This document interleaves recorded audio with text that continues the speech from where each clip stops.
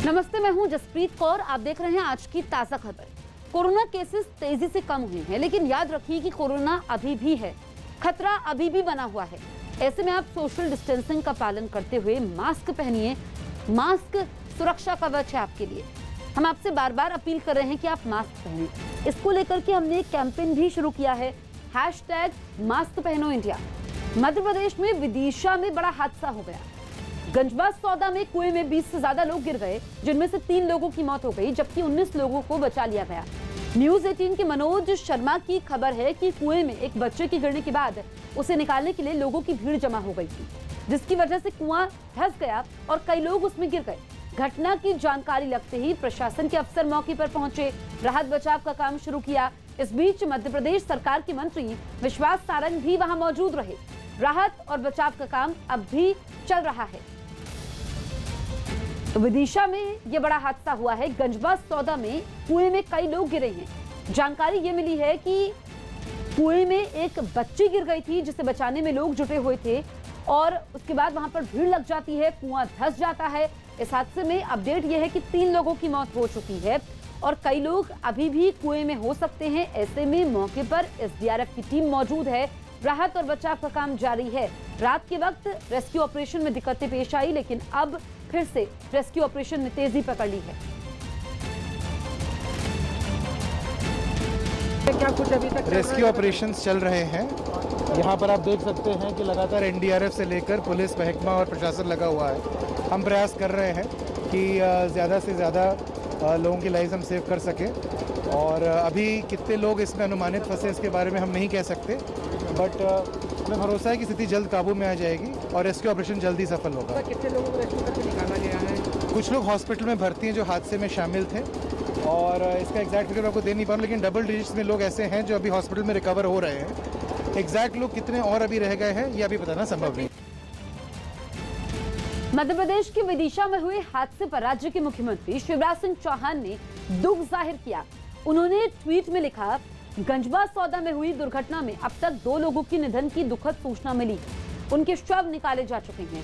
मैं उन्हें श्रद्धांजलि अर्पित करता हूं और ईश्वर से प्रार्थना करता हूं कि वो दिवंगत आत्माओं को शांति दे। बचाव कार्य अभी जारी है। मैं लगातार मॉनिटरिंग भी कर रहा हूं। लखनऊ से हैरान करने वाली कुछ तस्वीरें सामने आई। वहां कुछ लोगों ने एक थाने पर हमला कर दिया और दारोगा के साथ मारपीट कर दी। बताया गया कि 1.5 करोड़ की एक अंगूठी चुराने के शक में पुलिस एक लड़के को पूछताछ के लिए थाने ले गई, जिसके थोड़ी ही देर बाद कुछ लोग उस लड़के को छुड़ाने के लिए थाने पर आ धमके और हंगामा खड़ा कर दिया। सामने आई एक तस्वीर में दिखा कि कुछ लोगों के साथ एक लड़का दारोगा के कमरे में घुसा। उस कमरे में एक कांस्टेबल भी था, जिसके बाद उस लड़के ने दारोगा को जोर से धक्का दे दिया। इतना ही नहीं, हंगामा कर रहे कुछ लोग पुलिस वालों को पीटने के लिए उकसाते हुए भी सुने गए। इस बीच एक दूसरा लड़का तेजी से उस दारोगा के कमरे में दाखिल हुआ और उनके हाथ से मोबाइल छीनकर फरार हो गया। इस मोबाइल के जरिए वो हंगामा कर रहे लोगों की तस्वीरें कैमरे में रिकॉर्ड कर रहे थे।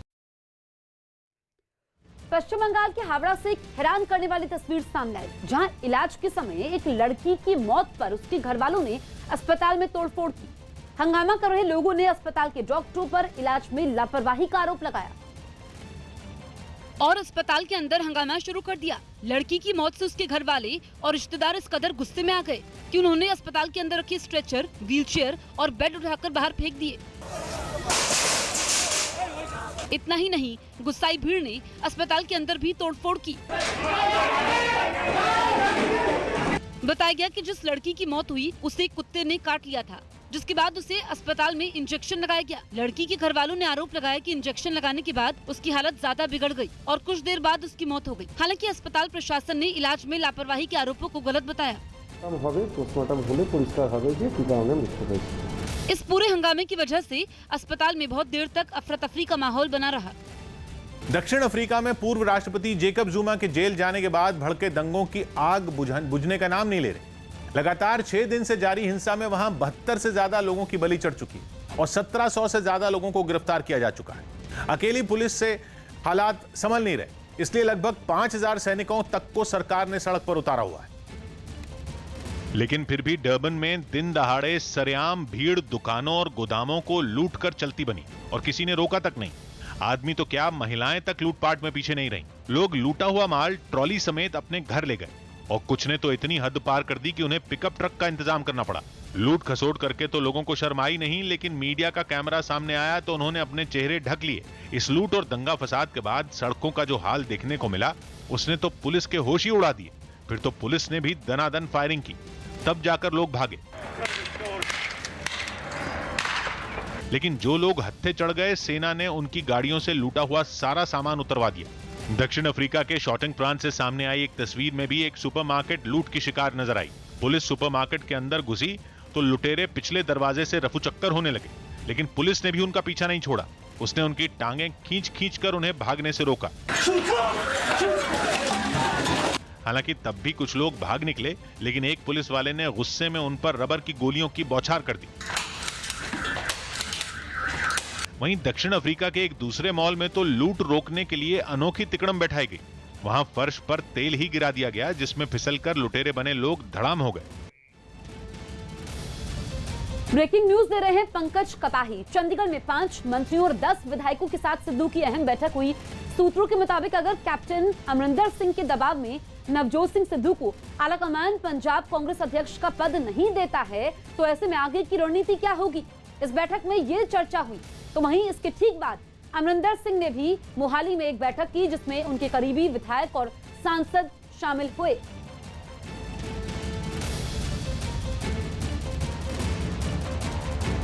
रेगिस्तान होने के कारण स्वर्ण अंगनी के नाम से मशहूर राजस्थान के जैसलमेर में बादल जमकर बरसे। इतनी बारिश हुई कि दूर दूर तक जैसलमेर में पानी ही पानी दिखने लगा। जितनी बारिश हर साल जैसलमेर में पूरे मानसून के दौरान होती है, उतनी बारिश तो वहां केवल 2 दिन में ही हो चुकी है, जिसकी वजह से लोगों की परेशानियां बढ़ने लगी। जैसलमेर के गणेश मंदिर की हैरान करने वाली तस्वीरें सामने आई। मंदिर में इतना पानी दाखिल हो गया कि मंदिर में लटकी हुई घंटियां महज 1 फीट की ऊंचाई पर दिखने लगी। पानी ऐसे मंदिर में दाखिल हो रहा था जैसे किसी बांध के गेट से पानी छोड़ा जा रहा हो। मंदिर की पहली मंजिल पर पहुंचने के लिए बनी कई सीढ़ियां तक पानी में समा गई। मूसलाधार बारिश की वजह से आसपास के तमाम तालाब और नाले उफान पर हैं। और ये हालत केवल जैसलमेर में नहीं, बल्कि राजस्थान के कई जिलों में है। सीकर से भी एक हैरान करने वाला वीडियो सामने आया, जिसमें 2 लड़के मोटरसाइकिल को लहरों में बहने से बचाते हुए दिखे। तेज लहरें केवल मोटरसाइकिल को नहीं, बल्कि उन्हें भी बहाकर ले जा सकती थी। एक बार तो एक लड़के का हाथ अचानक छूट गया, जिसके बाद ऐसा लगा कि मोटरसाइकिल और लड़का दोनों बह ही जाएंगे, लेकिन पास खड़े कुछ लोगों की चुस्ती ने उन्हें बचा लिया। दिल्ली के पास यूपी की नोएडा में सरकारी जमीनों पर अवैध कब्जे के खिलाफ प्रशासन ने कार्रवाई तेज कर दी। पिछले कुछ दिनों में नोएडा अथॉरिटी के कर्मचारी वहां कई अवैध इमारतों को गिरा चुके हैं। और इसी कड़ी में नोएडा के सलारपुर खादर इलाके में भी कार्रवाई की गई। वहां से सामने आई तस्वीरों में खुदाई करने वाली मशीन सरकारी जमीन पर बन रही एक अवैध इमारत को गिराती नजर आई। बताया गया कि इसी तरह वहां कई और अवैध मकान भी गिराए गए। साथ ही प्रशासन ने लोगों को भी हिदायत दी कि वो जमीनों को खरीदने से पहले सही तरीके से जांच कर ले। यहाँ पर कोई भी अवैध खरीद फरोख्त ना करें और कोई भी बिना अनुमति के निर्माण ना करें। प्रशासन ने लोगों को ये चेतावनी भी दी कि वो अवैध कॉलोनियों में मकान या फार्म हाउस न खरीदे। सुप्रीम कोर्ट में हुई एक सुनवाई में देशद्रोह के कानून पर चीफ जस्टिस एनवी रमन्ना ने कुछ तल्ख टिप्पणियां की। न्यूज 18 के विक्रांत यादव की रिपोर्ट है कि सुनवाई के दौरान चीफ जस्टिस ने यह तक कह दिया कि इस कानून का इस्तेमाल अंग्रेज हुकूमत महात्मा गांधी जैसे नेताओं को चुप कराने के लिए करती थी। तो फिर आजादी के 75 साल बाद इस कानून की आखिर जरूरत ही क्या है? चीफ जस्टिस ने कहा कि इस कानून के दुरुपयोग के मामले तेजी से बढ़ रहे हैं। उन्होंने एक ऐसे बढ़ई की कहानी तक सुनाई जिसे एक पेड़ काटने के लिए हाथ में कुल्हाड़ी दी गई हो, लेकिन कुल्हाड़ी हाथ में आते ही उसने पूरा जंगल साफ कर दिया। जज ने यह भी कहा कि अगर किसी सरकार या पार्टी विशेष को कोई आवाज नहीं सुननी तो वो इस कानून के तहत लोगों को गिरफ्तार कर लेते। सुनवाई के दौरान अटॉर्नी जनरल ने कहा कि अदालत इस बारे में कुछ पैरामीटर बना सकती है। कोर्ट ने इस मामले में केंद्र सरकार को नोटिस जारी कर उनका पक्ष पूछा है। सेना के एक रिटायर्ड मेजर जनरल ने देशद्रोह की धारा 124A को चुनौती देते हुए इसे बोलने की आजादी को प्रभावित करने वाला कहा था। किरण राव के साथ आमिर खान का एक वीडियो वायरल हो गया। आमिर खान और किरण राव का एक वीडियो सोशल मीडिया पर वायरल हो गया, जिसमें वो लद्दाख की पारंपरिक ड्रेस पहनकर डांस करते नजर आए। आमिर इन दिनों अपनी फिल्म लाल सिंह चड्ढा की शूटिंग के लिए लद्दाख में है। गुजरात सरकार टोक्यो ओलंपिक्स में हिस्सा लेने वाली राज्य की 6 महिला खिलाड़ियों को 10-10 लाख रुपए की आर्थिक मदद देगी। चंडीगढ़ में बंडारू दत्तात्रेय ने हरियाणा के नए राज्यपाल के तौर पर शपथ ली। उत्तराखंड के मुख्यमंत्री पुष्कर सिंह धामी ने दिल्ली में रेल मंत्री अश्विनी वैष्णव से मुलाकात की। इस दौरान उन्होंने रेल मंत्री से राज्य में जारी रेलवे परियोजनाओं पर चर्चा की। पश्चिम बंगाल की मुख्यमंत्री ममता बनर्जी इस महीने के आखिर में दिल्ली जाएंगी। विधानसभा चुनाव में जीत दर्ज करने के बाद ये उनकी पहली दिल्ली यात्रा होगी। इस दौरान वो कई नेताओं से मुलाकात कर सकती हैं। कांग्रेस ने महंगाई के मुद्दे पर देश के कई शहरों में केंद्र सरकार के खिलाफ प्रदर्शन किया। मुंबई में महंगे तेल पर नाराजगी जताने के लिए महाराष्ट्र कांग्रेस अध्यक्ष नाना पटोले की अगुवाई में कांग्रेस दफ्तर से राजभवन तक साइकिल रैली निकाली गई। कांग्रेस आज महंगाई के विरोध में साइकिल रैली निकाल रही है। नाना पटोले यहाँ पर है। नाना, आज आप लोग जा रहे हैं राजभवन में राज्यपाल से मिलने, क्या क्या मुद्दा होगा? देखो, जिस तरह से महंगाई जो बढ़ाई गई है वो तुरंत कम की जाए।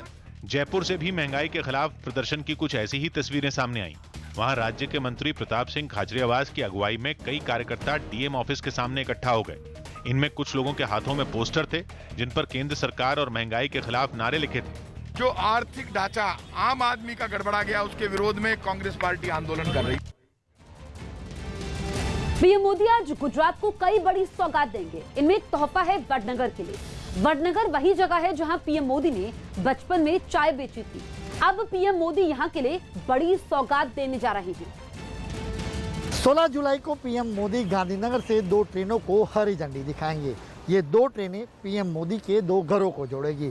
पहला घर वडनगर यानी वो स्टेशन जहां पर बचपन में उन्होंने चाय बेची थी, जबकि दूसरा वाराणसी जो उनका लोकसभा क्षेत्र है और जहां से उन्होंने संसदीय राजनीति की शुरुआत की थी। यानी 2 ट्रेनें मोदी के चाय बेचने से लेके पीएम बनने तक के पड़ाव का कनेक्शन बनाने वाली है। पीएम मोदी द्वारा हरी झंडी दिखाने के बाद वडनगर जाने वाली ट्रेन का 12 जगहों पर जबरदस्त स्वागत किया जाएगा। प्रधानमंत्री वीडियो कॉन्फ्रेंसिंग के जरिए गुजरात के गांधीनगर से 16 जुलाई को शाम 4 बजे दोनों ट्रेनों को हरी झंडी देंगे। इसके बाद एक ट्रेन उनके राजनीतिक घर वाराणसी के लिए रवाना हो जाएगी और दूसरी उनके पैतृक घर वडनगर के लिए। वडनगर वही रेलवे स्टेशन है जहां बचपन में पीएम ने अपने पिता के साथ चाय बेची थी। उनके सियासी सफर में इस बात का जिक्र एक मिसाल के तौर पर बार बार आता है। ट्रेन के स्वागत के लिए वडनगर सज धज कर तैयार है। नैरो गेज यानी कि छोटी लाइन से हटाकर इसे ब्रॉड गेज लाइन से जोड़ दिया गया है। इस स्टेशन को खास तौर पर मोढेरा पाटन हेरिटेज सर्किट से जोड़ा गया है। यही वजह है कि इसे हेरिटेज लुक दिया गया है। इस स्टेशन को कई सुविधाओं से सजाया गया है। पीएम के ट्रेनों को हरी झंडी दिखाने के बाद जब इस स्टेशन के लिए पहली ट्रेन रवाना होगी तो उसका स्वागत 12 जगहों पर होगा, जिसमें 4 स्टेशन महसाणा, विसनगर, वडनगर और वरेठा स्टेशन पर गुजरात सरकार के मंत्री खुद मौजूद होंगे। एक वडनगर जो बहुत ही ऐतिहासिक नगरी है, जहां माननीय प्रधानमंत्री श्री का जन्म स्थल भी है, उनकी कर्मभूमि भी है। ये एक हिस्टोरिकली भी हमारे लिए बहुत ही महत्वपूर्ण जगह है, जिस जगह से भी वडनगर से भी ये जो ट्रेन है वो निकलेगी। इस रेलवे स्टेशन का आधुनिकीकरण किया गया है, इसको रिस्टोर किया गया है, इसको बहुत मॉडर्नाइज किया गया है। वडनगर स्टेशन की इमारत में पत्थर की खास नक्काशी की गई है। एंट्री और एग्जिट गेट को खास तरीके से डिजाइन किया गया है। 2007 में गुजरात पुरातत्व विभाग को वडनगर में खुदाई के दौरान 2री और 4थी शताब्दी के बौद्ध मठ का पता चला था। तभी से वडनगर को विरासत का शहर कहा जाने लगा। गुजरात सरकार वडनगर को एक पर्यटक स्थल बनाने की कोशिश में है। तभी तो मोढेरा से पाटन तक के टूरिस्ट सर्किट में वडनगर को जोड़ा गया है। अब ब्रॉडगेज लाइन आ जाने के चलते देश के बाकी शहरों से भी जल्द ही वडनगर को जोड़ा जाएगा, जिससे सैलानियों की संख्या भी बढ़ेगी। इतना ही नहीं, इस शहर से पीएम मोदी का नाम जुड़ा होने के चलते इसे और अहमियत मिलेगी।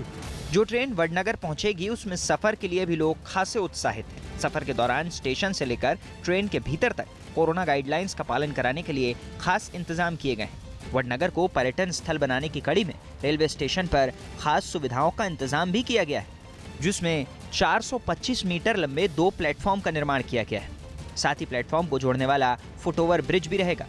यात्रियों के लिए हर क्लास का वेटिंग रूम रहेगा और महिला यात्रियों के लिए अलग से वेटिंग रूम बनाया गया है। सुंदरता के लिए फव्वारा लगाया गया है और दिव्यांग यात्रियों के लिए व्हील चेयर रैंप भी बनाया गया है। वडनगर में ऐतिहासिक रेलवे स्टेशन बनने के बाद पीएम के होम टाउन वडनगर के लोगों के लिए 16 जुलाई का दिन भी ऐतिहासिक हो जाएगा। वडनगर और वाराणसी स्टेशन के लिए ट्रेन रवाना करने के बाद पीएम मोदी एक खास होटल का उद्घाटन करने वाले हैं। ये hotel Gandhinagar capital railway station के ऊपर बनाया गया है और देश में इस तरीके का पहला 5 सितारा होटल है। अमेरिकी फौज के लौटने का फायदा उठाकर अफगानिस्तान को तेजी से अपनी गिरफ्त में ले रहे तालिबान ने इस बार पाकिस्तान की सीमा तक अपनी पकड़ का दावा ठोक दिया। तालिबान ने ऐलान किया कि उसने कंधार प्रांत में पाकिस्तान की सीमा पर एक अहम बॉर्डर पोस्ट पर कब्जा जमा लिया है, लेकिन अफगानिस्तान की सरकार ने दावा किया कि उसने पोस्ट को तालिबान से छुड़ा लिया। मगर तालिबान अपने दावे पर कायम रहा और बॉर्डर क्रॉसिंग पर अपने कब्जे का सबूत पेश करने के लिए उसने एक वीडियो भी जारी कर दिया। वीडियो में तालिबान के लड़ाकों और उनके सैकड़ों समर्थकों की एक टोली बॉर्डर क्रॉसिंग पर सरेआम अपना काफिला निकालती नजर आई। किसी भी देश की सीमा पर जहां फौज का सख्त पहरा रहता है, जिस हाई सिक्योरिटी जोन में परिंदा भी पर नहीं मार सकता, वहां दूर दूर तक अफगान सेना का नामो निशान तक नहीं दिखा। तालिबान के लड़ाके मोटरसाइकिलों और पिकअप ट्रक पर सवार होकर बेखौफ घूमते रहे। यहाँ तक कि एक पिकअप ट्रक पर तो बच्चे भी सवार दिखे। पाकिस्तान के बॉर्डर से भी जो तस्वीरें सामने आई, उनमें भी अफगानिस्तान की तरफ लगी बाड़ पर तालिबान का सफेद झंडा लहराता नजर आया। बिहार में कई इलाकों में बारिश थमने के बाद भी लोगों की मुसीबतें कम होने का नाम नहीं ले रही। वहां के कुछ गांव पिछले कई दिनों में पानी में डूबे हुए हैं। ऐसे ही एक गांव की तस्वीर मुजफ्फरपुर जिले से भी सामने आई, जहां गांव के लोग अपनी जान जोखिम में डालकर पानी में डूबे रास्तों को पार करते दिखे। बारिश के बाद वहां नदियों के सैलाब ने गांव के कई रास्तों को नुकसान पहुंचाया, जबकि बाकी रास्तों में 3 से 4 फीट तक पानी भर गया।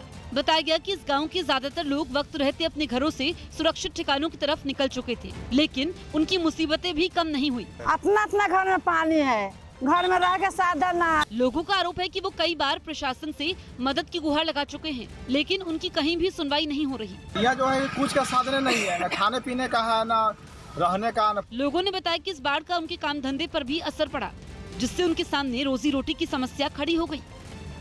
महाराष्ट्र के डोंबिवली से डरा देने वाली कुछ तस्वीरें सामने आई। वहां डोंबिवली रेलवे स्टेशन के पास बनी एक इमारत में अचानक आग लग गई, जिससे इलाके के लोगों में दहशत फैल गई। हालांकि ये आग कैसे लगी इसका पता नहीं चल पाया, लेकिन उस इमारत की दूसरी मंजिल से उठ रहे धुएं ने पूरे इलाके में कोहराम मचा दिया। इतनी बड़ी मात्रा में धुआं उसकी खिड़कियों से निकल रहा था कि उस पर नजर पड़ते ही अच्छों के होश वाक्ता हो जाएं। हुआ भी कुछ यूं ही। इमारत से निकल रहे धुएं को देखकर लोग बुरी तरह घबरा गए। सड़क से गुजर रहे लोगों के कदम वहीं थम गए और जो लोग ओवरब्रिज पर थे वो भी कुछ मिनटों के लिए ठहर से गए।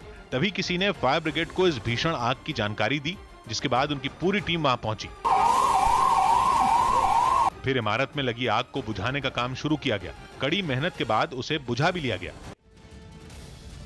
पूर्वोत्तर के मुख्यमंत्रियों के साथ कोरोना वायरस को लेकर चर्चा करने के बाद अब पीएम नरेंद्र मोदी आज सुबह 11 बजे तमिलनाडु, आंध्र प्रदेश, कर्नाटक, उड़ीसा, महाराष्ट्र और केरल के मुख्यमंत्रियों के साथ समीक्षा बैठक करेंगे। मुख्यमंत्रियों के साथ पीएम की ये बैठक वीडियो कॉन्फ्रेंसिंग के जरिए होगी। पूर्वोत्तर के मुख्यमंत्रियों के साथ हुई बैठक में पीएम मोदी ने कोरोना पर सलाह दी थी कि कोरोना के खतरे को समझाते ज्यादा सतर्क रहने की जरूरत है। यूपी के कुछ शहरों में समाजवादी पार्टी के कार्यकर्ताओं ने उत्तर प्रदेश सरकार के खिलाफ प्रदर्शन किया। उन्होंने हाल ही में हुए जिला पंचायत अध्यक्ष और ब्लॉक प्रमुख चुनावों में धांधली का आरोप लगाया और अपनी नाराजगी जाहिर करने के लिए सड़कों पर उतर आए। भदोही से सामने आई तस्वीरों में दिखा कि समाजवादी पार्टी के कुछ कार्यकर्ता तहसील दफ्तर के सामने जमा हुए और राज्य सरकार के खिलाफ नारेबाजी करने लगे। नारेबाजी कर रहे लोग दफ्तर के अंदर जाने की जिद पर अड़ गए, लेकिन तहसील के गेट पर पहले से तैनात पुलिस वालों ने उन्हें रोक दिया, जिसके बाद प्रदर्शनकारियों ने पुलिस वालों के साथ धक्का मुक्की शुरू कर दी। पुलिस वालों ने भी जवाबी कार्रवाई की और कुछ लोगों को हिरासत में लेकर गाड़ी में बैठाना शुरू कर दिया। इसके बाद प्रदर्शन में शामिल कुछ लोगों को दफ्तर के अंदर भेजा गया, जहां उन्होंने इस मुद्दे पर राज्यपाल के नाम एसडीएम को एक ज्ञापन सौंपा। अभी जो चुनाव हुआ है जिला पंचायत अध्यक्ष ब्लॉक प्रमुख का, उसमें बहुत बड़ी धांधली हुई है। प्रदर्शन की कुछ ऐसी ही तस्वीर आगरा से भी सामने आई, जहां हाथों में झंडे पकड़े समाजवादी पार्टी के कई कार्यकर्ता तहसील दफ्तर की तरफ कूच करते दिखे। दफ्तर के सामने पुलिस तैनात थी, जिसकी वजह से वो लोग बाहर ही रुक गए। इस दौरान उन्होंने बीजेपी पर कई गंभीर आरोप लगाए। ब्लॉक प्रमुख के चुनाव में भाजपा के गुंडों ने लोकतंत्र को खत्म करने का, मिटाने का काम किया है। आज उसकी सुरक्षा करने के लिए समाजवादी लोग रोड पे हैं। राज्य के कई दूसरे जिलों में भी समाजवादी पार्टी ने इसी तरह प्रदर्शन किया। यूपी विधानसभा चुनाव को लेकर आज बीजेपी कार्य समिति की बैठक होगी। इस बैठक में बीजेपी अध्यक्ष जेपी नड्डा और योगी आदित्यनाथ शामिल होंगे। सूत्रों के हवाले से खबर है कि यूपी में 25 जुलाई तक मंत्रिमंडल विस्तार हो सकता है। इससे पहले बीजेपी कार्य समिति की ये अहम बैठक हो रही है, जिसमें अगले साल होने वाले विधानसभा चुनाव और मंत्रिमंडल विस्तार पर भी चर्चा होगी। खबर है कि उत्तर प्रदेश में दूसरी पार्टियों से गठबंधन के लिए कांग्रेस की ओर से कमलनाथ कोशिश कर रहा है। न्यूज़ 18 के अरुण सिंह की रिपोर्ट है कि पार्टी राज्य में बीएसपी या समाजवादी पार्टी से गठबंधन करना चाहती। चर्चा है कि इस काम में कमलनाथ को लगाया गया है क्योंकि उनके मायावती और मुलायम सिंह यादव से अच्छे रिश्ते हैं। अटकलें हैं कि कांग्रेस यूपी में अकेले चुनाव में नहीं लड़ना चाहती, लिहाजा मायावती और अखिलेश के इनकार के बावजूद गठबंधन की संभावना तलाशी जा रही है और इसीलिए पार्टी ने कमलनाथ को इस मोर्चे पर लगाया। कमलनाथ ने सोनिया गांधी से इस मुद्दे पर मुलाकात भी की है। इस बैठक में यूपी कांग्रेस की इंचार्ज प्रियंका गांधी भी मौजूद थी। बीजेपी ने महाराष्ट्र सरकार से मराठा आरक्षण पर जल्द कदम उठाने की अपील की। बीजेपी के राज्यसभा सांसद संभाजी छत्रपति ने महाराष्ट्र के मुख्यमंत्री उद्धव ठाकरे को एक खत लिखा। इस खत में उन्होंने राज्य सरकार से मराठा आरक्षण पर जल्द कोई कदम उठाने की अपील की।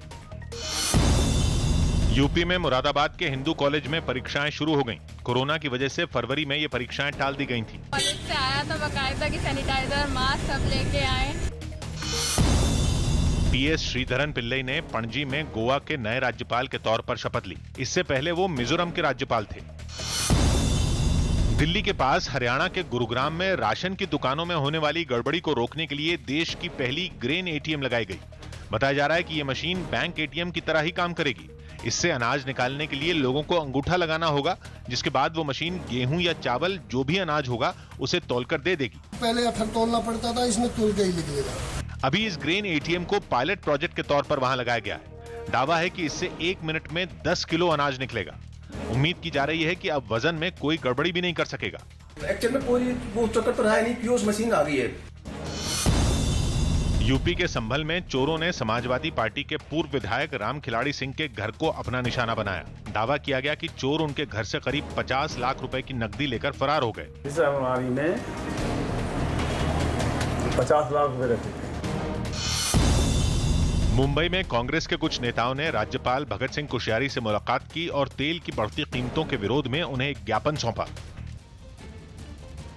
जम्मू कश्मीर में एक बार फिर से ड्रोन दिखाई दिए हैं। न्यूज़ 18 के पवन शर्मा की खबर है कि ये ड्रोन 2 अलग-अलग जिलों में दिखाई दिए हैं। एक ड्रोन सांबा के मिलिट्री स्टेशन के पास दिखाई दिया, जबकि दूसरा ड्रोन कठुआ के हीरानगर इलाके में देखा गया है। सांबा में करीब 1 मिनट तक ये ड्रोन दिखाई दिया और उसके बाद कहीं गायब हो गया। सांबा में ड्रोन को देखते ही सेना के जवानों ने कई राउंड फायरिंग भी की। वहीं हीरानगर सेक्टर में ड्रोन करीब 5 मिनट तक दिखाई दिया। जम्मू के अर्निया सेक्टर में भी कुछ दिन पहले ड्रोन दिखाई दिया था। जर्मनी में बारिश के बाद आई बाढ़ में 30 से ज्यादा लोगों की मौत हो गई, जबकि बड़ी तादाद में लोगों के लापता होने की खबर है। जर्मनी के कई हिस्सों में लगातार भारी बारिश की वजह से कई नदियां और बांध उफान पर आ गए और उनके पानी ने हाहाकार मचा दिया। बाढ़ की सबसे डराने वाली तस्वीरें पश्चिमी जर्मनी के राइन वेस्टफेलिया प्रांत से सामने आई। बाढ़ का पानी घुसने से वहां की सड़कें समंदर में बदल गईं। सैलाब इतना जबरदस्त था कि वो अपने साथ सड़क पर खड़ी गाड़ियां भी बहा ले गया। भारी भरकम गाड़ियां प्लास्टिक के खिलौनों की तरह बहती नजर आईं। लहरों में कई इमारतें तक बह गईं। इसका एक वीडियो भी सामने आया, जिसमें एक मकान पानी में बहता दिखाई दिया। बाद में वो एक पुल से टकराकर चकनाचूर हो गया। शहर के अंदर बहने वाली छोटी नहरों और नालों का पानी तो उन पर बने पुलों के ऊपर से बहता नजर आया। सड़कों पर कई फीट पानी भर गया। कई गाड़ियां तो पानी में ही डूब गईं, जिसके बाद उनमें फंसे लोगों को बचाने का अभियान चलाया गया। लेकिन सैलाब के बाद की तस्वीरें तो और डरावनी नजर आईं। बाढ़ की चपेट में आने से कई मकान ढह गए, जबकि रास्तों को भी काफी नुकसान पहुंचा। जिसकी डराने वाली तस्वीरें भी सामने आईं। बस्तियां पानी में समाई दिखी। हर तरफ बर्बादी के निशान नजर आए। ऐसी ही एक तस्वीर में एक भारी भरकम BMW जमीन से कई फीट ऊपर रेलिंग पर लटकी दिखाई दी। कई दूसरी गाड़ियों की भी यही हालत हुई। वहां से आई एक और तस्वीर में गाड़ियां एक दूसरे के ऊपर चढ़ी नजर आईं। सैलाब ने हर तरफ जमकर तबाही मचाई, लेकिन सबसे ज्यादा नुकसान मकानों के ढहने, पेड़ों के गिरने और रास्तों के बंद होने की वजह से हुआ। बाढ़ की वजह से कई इलाकों का संपर्क पूरी तरह से कट गया, जबकि कई जगहों पर बिजली की सप्लाई भी ठप हो गई, जिससे राहत बचाव के काम पर भी बुरा असर पड़ा। दिल्ली में ड्रोन, माइक्रोलाइट एयरक्राफ्ट और हॉट एयर बलून उड़ाने पर रोक लगा दी गई है। न्यूज 18 के आनंद तिवारी की खबर है कि दिल्ली पुलिस ने जम्मू में भारतीय एयरबेस पर हुए ड्रोन हमले और उसके बाद कई जगहों पर ड्रोन देखे जाने के बाद ये फैसला लिया है। दिल्ली पुलिस ने एक आदेश जारी किया है कि 15 अगस्त तक ड्रोन लगाने पर रोक लगाई गई है। जो भी आदेश का उल्लंघन करेगा, पुलिस उसके खिलाफ कार्रवाई करेगी। जर्मनी की तरह बेल्जियम और हॉलैंड को भी मौसम की मार सहनी पड़ी। पूर्वी बेल्जियम के कुछ इलाकों में तो एक दिन में ही इतनी बारिश हो गई जितनी आमतौर पर पूरी गर्मियों में नहीं होती, जिसकी वजह से वहां की नदियां उफान पर आ गईं और उनका पानी किनारे तोड़कर बहने लगा। बाढ़ ने सबसे ज्यादा तबाही वहां के लिएज प्रांत में मचाई। सैलाब का पानी सड़कों पर इस तरह बहने लगा जैसे वो कोई सड़क नहीं, पहाड़ी नदी हो। सामने आए एक वीडियो में तो एक कार सड़क पर बहती नजर आई। लहरें इतनी तेज थीं कि वो उसे किसी खिलौने की तरह बहा ले गईं। कई दूसरी जगहों से भी ऐसी ही तस्वीरें सामने आईं। रिहायशी इलाकों में पानी भरने से लोग फंसकर रह गए। मकानों की निचली मंजिलों में पानी भर गया। घरों में भी पानी भरने की वजह से लोग बाहर निकलने के लिए मजबूर हो गए। बाद में बचाव कर्मियों की मदद से उन्हें सुरक्षित ठिकानों के लिए भेजा गया। हालात इतने बिगड़ गए कि वहां की सरकार को रेड अलर्ट जारी करना पड़ा। महाराष्ट्र के जालना से हैरान करने वाली तस्वीर सामने आई। वहां कुछ लोग नदी की तेज धार को पार करते दिखाई दिए। कई लोग तो एक दूसरे का हाथ पकड़कर किसी तरह नदी पार कर गए, लेकिन एक बुजुर्ग नदी के तेज बहाव में खुद को संभाल नहीं पाए और वो पानी में बह गए, जिसके बाद वहां अफरा तफरी मच गई। बुजुर्ग को पानी में बहते देखकर नदी किनारे कुछ लोग भी बिना देर किए पानी में उतर गए और काफी कोशिश के बाद उस आदमी को बाहर निकाल लिया। फिर मैं क्या करा, वो पानी में घुसा कि मैं गांव तरफ जाऊंगा। कम पानी था, मगर जब ये हुआ तो वो खड्डे का पुल था, तो मेरा बुट का पाँव सटक गया और मैं पानी में गिर गया। आप घर पे आए, आप क्या बोलना चाहोगे? आपको उसने वही शुक्र मैं गाया भगवान के कृपा से यहाँ पे आ गया है। राष्ट्रीय मानवाधिकार आयोग ने बंगाल में चुनाव बाद हुई हिंसा की सीबीआई जांच की सिफारिश की। न्यूज 18 के विक्रांत यादव की रिपोर्ट है कि हाई कोर्ट को सौंपी अपनी रिपोर्ट में एनएचआरसी ने हत्या और रेप जैसी घटनाओं की जांच सीबीआई से करवाने की बात कही और इन मामलों की अदालती सुनवाई बंगाल से बाहर कराने पर जोर दिया। साथ ही विशेष सरकारी वकीलों की नियुक्ति और गवाहों को सुरक्षा देने की बात भी एनएचआरसी ने कही है। इतना ही नहीं, इन मामलों की सुनवाई के लिए फास्ट ट्रैक कोर्ट बनाने पर जोर दिया गया और हिंसा पीड़ितों को मुआवजा दिए जाने को इस रिपोर्ट में जरूरी बताया गया। इसके अलावा एनएचआरसी की इस रिपोर्ट में राज्य सरकार और पुलिस के रवैये पर सवाल उठाए गए और इस बात का जिक्र रिपोर्ट में किया गया कि सत्ताधारी दल के समर्थकों के डर से कई लोगों को अपना घर छोड़कर भागना पड़ा और अब वो लौटने की हिम्मत नहीं जुटा पा रहे। हरीश रावत उत्तराखंड में कांग्रेस के सीएम पद का चेहरा हो सकते हैं। उत्तराखंड में कांग्रेस हरीश रावत को अपना मुख्यमंत्री उम्मीदवार बना सकती है। वहां अगले साल विधानसभा चुनाव होने हैं। गुजरात में शर्तों के साथ स्कूल फिर खोल दिए गए, हालांकि अभी सिर्फ 12वीं के छात्र ही स्कूल जा सकेंगे। कोलकाता में एसटीएफ ने आतंकियों की मदद करने के आरोप में एक आदमी को गिरफ्तार कर लिया। केरल हाईकोर्ट ने कोरोना नियमों का सही से पालन न होने पर राज्य सरकार को फटकार लगाई। साथ ही अदालत ने दुकानों को खोलने के लिए केरल सरकार से जल्द नीति बनाने को भी कहा। हल्दी घाटी का युद्ध एक बार फिर चर्चा में है। हल्दी घाटी में लगे शिलापट्ट को एएसआई ने बदलवा दिया। कुछ इतिहासकारों ने दावा किया था कि ये युद्ध महाराणा प्रताप ने जीता था, जबकि शिलापट्ट पर गलत जानकारी लिखी हुई थी। पहले राजस्थान में वसुंधरा राजे की सरकार के दौरान स्कूल के पाठ्यक्रम में भी बदलाव किया गया था। बीजेपी सांसद दिया कुमारी ने भी चिट्ठी लिखकर केंद्र सरकार से शिलापट्ट में बदलाव करने की अपील की थी। बिल्कुल भी वो जिस तरह से वहाँ पर लिखा हुआ है वो हिस्टोरिकली करेक्ट नहीं है। मुंबई में राज ठाकरे की पार्टी एमएनएस के कार्यकर्ताओं ने अमिताभ बच्चन के बंगले के बाहर कुछ पोस्टर लगाए। इस सड़क को चौड़ा करने के लिए प्रशासन अमिताभ के बंगले के कुछ हिस्से को तोड़ना चाहता है। मन से वो जो है ये मांग कर रही है कि अमिताभ बच्चन को इसमें सहयोग करना चाहिए। बड़ी खबर बिहार के दरभंगा से आ रही है। वहां शराब तस्करों ने अपनी गाड़ी से एक पुलिस वाले को रौंद दिया। जानकारी के मुताबिक रात को गश्त के समय पुलिस ने गाड़ी को रोकने का इशारा किया, लेकिन कार में बैठे लोगों ने गाड़ी रोकने के बजाय उल्टे उस पुलिस वाले पर ही चढ़ा दी और वहां से भागने लगे। इस बात की खबर लगते ही वहां आसपास के लोग पहुंचे और उन्होंने गाड़ी का पीछा किया। कुछ दूर जाने के बाद लोगों ने कार चालक को पकड़ लिया, लेकिन कार में बैठे बाकी 3 लोग वहां से फरार हो गए। इस हादसे में घायल पुलिस वाले को तुरंत अस्पताल पहुंचाया गया, लेकिन उनकी मौत हो गई। ड्राइवर की जो गाड़ी लगी हुई थी पुलिस की, ड्राइवर जो है पीछा करके ग्रामीणों को जब हल्ला किया तो उस पे जो ड्राइवर भागा था शराब की गाड़ी से, वो भागते भागते ग्रामीण जब खदेड़ करके उसको जो है जीओ ऑफिस के नज़दीक उनको पकड़ा, तब तक पुलिस की गाड़ी भी आ गई। उनको पकड़ करके बराव बहुत चुस्ती से उन लोगों को पकड़ा है और तत्परता से लाया है और थाना पे ला कर के रखा है। उनका ट्रीटमेंट के लिए भी GMCH ले गए हैं बराव खुद यहाँ से, और शराब की गाड़ी जब्त है। मैं हूं किशोर अजवाणी। आज की ताजा खबर जारी है।